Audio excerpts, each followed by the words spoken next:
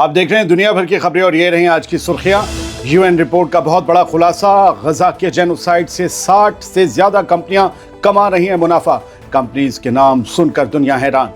Trump ने फिर जताई उम्मीद, अगले हफ्ते तक गजा में हो जाएगा सीज फायर। इसराइली फौज को डर, गजा में जंग बढ़ी तो होस्टेज मारे जा सकते हैं, पर नहीं मान रहे सियासतदान। ईरानी जनरल की वार्निंग, हमारी मिसाइलें हैं तैयार, इस बार हमला हुआ तो तबाहकुन होगा जवाब। ईरान ने आखिरकार माना, इस्राएली हमलों में न्यूक्लियर साइट्स को पहुंचा है भारी नुकसान। यूनाइटेड नेशंस का बयान, बिगड़ गई है ईरान की हालत, मदद का बजट अब करना होगा डबल। और यूक्रेन ने किया बड़ा हमला, रूस में पहली बार बहुत अंदर तक जाकर मचाई तबाही। आजाद बोल इंडिया में आप सभी का खैर मकदम है। मैं हूं आदिल खान आजाद। आज है 1 जुलाई 2025। आप देख रहे हैं स्पेशल प्राइम टाइम शो दुनिया भर की खबरें। तो चलिए शुरू करते हैं दुनिया भर की खबरों का ये सफर तफसील से।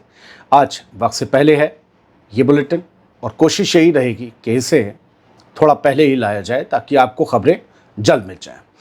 शुरुआत में गजा पर आई एक लंबी रिपोर्ट आपको सुना देना चाहता हूं, ज़रा सब्र से सुनिएगा, जिससे सुनकर आप चौंक जाएंगे, इसलिए ध्यान से आखिर तक। फायदे का सौदा बन गया है गजा में जारी जेनोसाइड। यूएन की रिपोर्ट में 60 से ज़्यादा बड़ी टेक्नोलॉजी और हथियार कंपनियों के नाम शामिल हैं जो गजा में ये खूनी मुनाफा कमा रही हैं। अक़वाम मुत्तहिदा यानी कि यूनाइटेड नेशंस यूएन, इसकी एक एक्सपर्ट ने अपनी रिपोर्ट में 60 से ज़्यादा बड़ी कंपनियों को इसराइली जुल्म में शामिल बताया है, जिनमें मशहूर हथियार और टेक्नोलॉजी बनाने वाली फर्में शामिल हैं। फ्रांसिस्का अल्बेनीज़े, जो कि यूएन स्पेशल रिपोर्टर हैं, उन्होंने ये रिपोर्ट तकरीबन 200 गवाहियों और दस्तावेज़ों की बुनियाद पर तैयार की है। इस रिपोर्ट में कुछ हुकूमतें, इंसानी हुकूक के रखवाले, तालीमी इदारे और कई कंपनियों की गवाहियाँ शामिल हैं। रिपोर्ट में कहा गया है कि गजा को मिटाया जा रहा है, वेस्ट बैंक पर हमला बढ़ रहा है और ये सब कुछ मुनाफा कमाने वालों की वजह से हो रहा है। ये मुनाफे का खेल है, ये खूंरेज़ी। अल्बेनीज़े ने कहा है कि ये कंपनियां इसराइल की नस्ली पॉलिसी और फौजी दहशतगर्दी से माली तौर पर जुड़ी हैं, उनके लफ्ज़ हैं। उन्होंने इन कंपनियों से इसराइल से कारोबार बंद करने और जिन अफसरों ने कानून तोड़ा है उनके खिलाफ कानूनी कार्रवाई की मांग की है।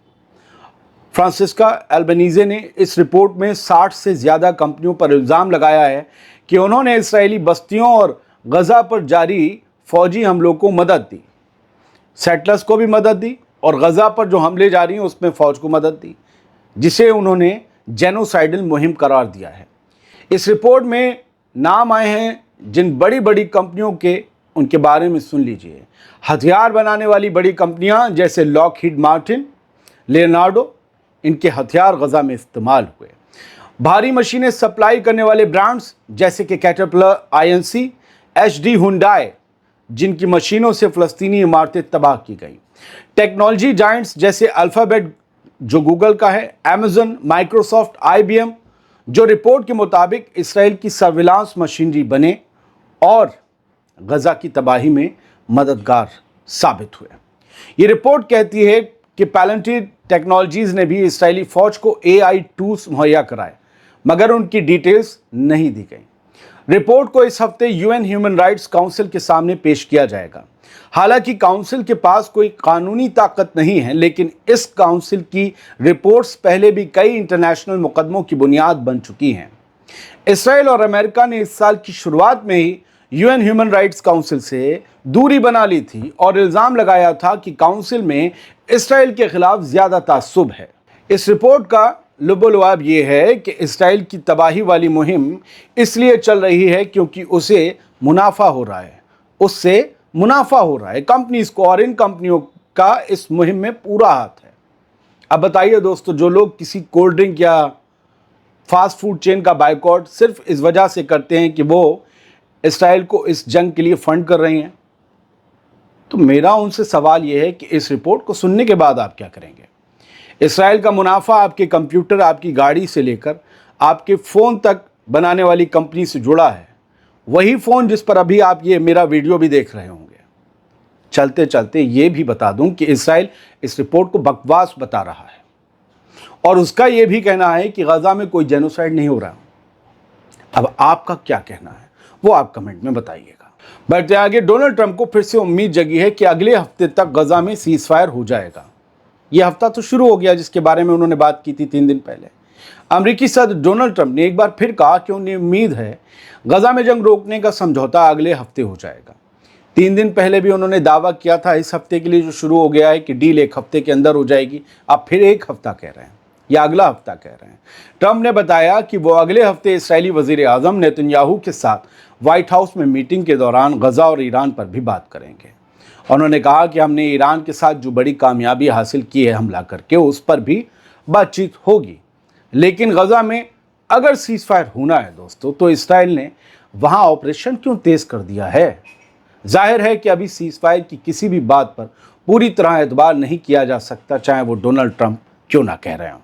अगली खबर ये कहती है कि हालांकि गजा में सीज फायर हो भी सकता है और इसकी वजह है आईडीएफ का एक डर, एक खौफ। असल में आईडीएफ के चीफ को ऐसा लग रहा है कि गजा में जंग बढ़ने से होस्टेजेस की जान को खतरा हो सकता है, इसीलिए वो खुद भी जंग रोकना चाहते हैं आईडीएफ। लेकिन इसराइल की कुछ कट्टरपंथी, कुछ शरपसंद मिनिस्टर्स इस फैसले की राह में रोड़ा बन रहे हैं। आईडीएफ और पॉलिटिक्स आपस में टकरा रहे हैं।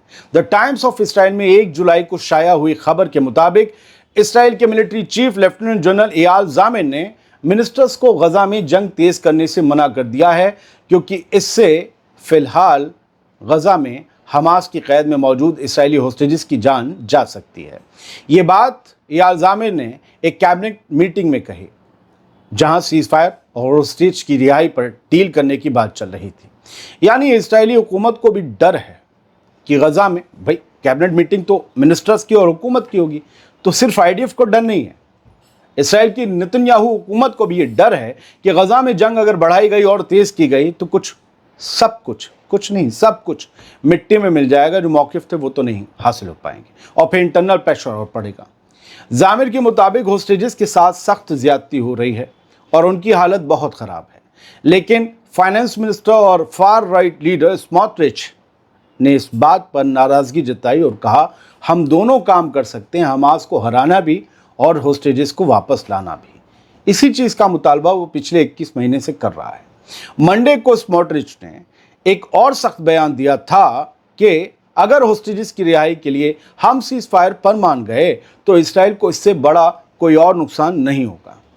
अब दोस्तों, ये टकराव इसराइल के अंदर आर्मी और सियासत के बीच गहराते इख्तलाफ की झलक देता है और बिना सीज फायर के होस्टेजेस की रिहाई कब और कैसे होगी, ये सवाल अब और पेचीदा बन गया है। इधर मिस्र और कतर के वज़ीर ख़ारजा ने गजा में दोबारा सीज फायर शुरू करवाने के लिए मिलकर की जाने वाली कोशिशों पर आज बातचीत की। मिस्री वज़ीर ख़ारजा बद्र अब्दुल अत्ती ने कतर के हम मनसब मोहम्मद बिन अब्दुर्रहमान अल सानी से फ़ोन पर गुफ्तगू की, जिसमें गजा की ताज़ा सूरत हाल पर राय तबादला किया गया। अब आते हैं ईरान की खबरों पर। ईरान के एक जनरल ने ऐलान किया है कि हमारी मिसाइल फोर्स पूरी तरह से तैयार है और अब के इसराइल से जंग हुई तो उस सूरत में तबाह कर देने वाला जवाब इसराइल को दिया जाएगा। इस्लामिक रेवोल्यूशनरी गार्ड्स कॉर्प्स यानी IRGC के senior adviser brigadier general Ahmad Vahidi ने ये कहा है कि ईरान की मिसाइल ताकत बेहद आला हालत में है और अगर ज़ायनी रिजीम ने सीज फायर की खिलाफ वर्जी की तो उसे कड़ी और तबाहकुन सज़ा दी जाएगी। जनरल वाहिदी ने एक इंटरव्यू में कहा कि ईरानी अफवाज ने ज़ायनी जंगजुओं का जवाब देने के लिए वसी इंतज़ामात कर लिए हैं। हम पूरी ताकत के साथ जवाब देने के लिए तैयार हैं। और उन्होंने ये भी कहा कि अगर इसराइल ने दोबारा हिमाकत की तो ईरान बिल्कुल देर नहीं करेगा और जवाब ऐसा होगा जो इसराइली रिजीम की हिम्मत तोड़ कर रख देगा। आगे बढ़ते हैं। ईरानी हुकूमत ने आखिरकार ऐलान कर दिया है कि इसराइल और अमेरिका के हमलों से ईरान की न्यूक्लियर साइट्स को भारी नुकसान हुआ है। इसलिए अब तक जो आप सोशल मीडिया पर सुनते आ रहे थे ईरान को कोई नुकसान नहीं हुआ है, वो महज एक झूठ था। जंग होती है, नुकसान का सबब सबको होता है। ईरान को हो गया तो क्या बड़ी बात है। ये तस्नीम न्यूज़ एजेंसी ईरान की है, जिसकी खबर के मुताबिक ईरान की हुकूमत की स्पोक्स पर्सन या स्पोक्स वुमेन तर्जुमान फातिमा मोहजरानी ने मंगल को एक प्रेस कॉन्फ्रेंस में ये तस्लीम किया कि हालिया इसराइली और अमेरिकी फ़ौजी हमलों में ईरान की न्यूक्लियर साइट्स को बड़ा नुकसान पहुंचा है। ये बयान इन मोहतरमा का नहीं, ईरान की पेज़ेश्कियान हुकूमत का बयान है। उन्होंने कहा कि हमारे न्यूक्लियर साइट्स को निशाना बनाकर दुश्मन ने हमारी सलामती और तरक्की पर वार किया है, लेकिन ईरान इस हमले का जवाब देगा। लेकिन सीज़ फायर के बाद वो जवाब कैसे होगा पता नहीं। ईरानी हुक्काम का कहना है कि वो जल्द इन नुकसानों का जायज़ा लेकर दुनियावी इदारों को रिपोर्ट देंगे और वो इसराइल अमेरिका के खिलाफ कानूनी कार्रवाई की तैयारी भी कर रहे हैं। ईरान की हुकूमत की तर्जुमान फातिमा मुहजरानी ने यह भी बताया कि इसराइल के हालिया हमलों में कुल 3,500 रिहायशी इमारतें ईरान के अंदर तबाह या मुतासिर हुई हैं। इनमें से सिर्फ तेहरान में 332 मकान बुरी तरह से नुकसान का शिकार बने हैं। आगे बढ़ते हैं। यूनाइटेड नेशंस ने यह कहा है कि इसराइल के साथ जंग के बाद ईरान की मदद के लिए बजट डबल करना होगा क्योंकि नुकसान बहुत हुआ है। ईरान में यूनाइटेड नेशंस के सबसे सीनियर ऑफिशियल स्टीफन प्रीस्टनर ने मंगल को ऐलान किया कि इसराइल से हालिया जंग के बाद अब ईरान के लिए इंसानी और तरक्की से जुड़ी मदद का बजट 2 गुना करना पड़ेगा। उन्होंने कहा कि ईरान में हालात बेहद संगीन हैं और अब वक्त है कि दुनिया आगे बढ़कर ईरान की मदद करे। स्टीफन प्रीस्टनर ने कहा कि हमें उम्मीद है कि इंटरनेशनल कम्युनिटी इंसानी बुनियादों पर मदद देने में पीछे नहीं हटेगी। एक खबर जूइश फीड की तरफ से है, जे फीड की तरफ से, कि ईरान और रूस में ठन गई है क्योंकि ईरान ने रूस से मदद मांगी थी कि हमें एयर डिफेंस सिस्टम्स दीजिए और कुछ हथियार दीजिए जब ये हमले हो रहे थे ईरान पर। तब रशिया ने इनकार कर दिया।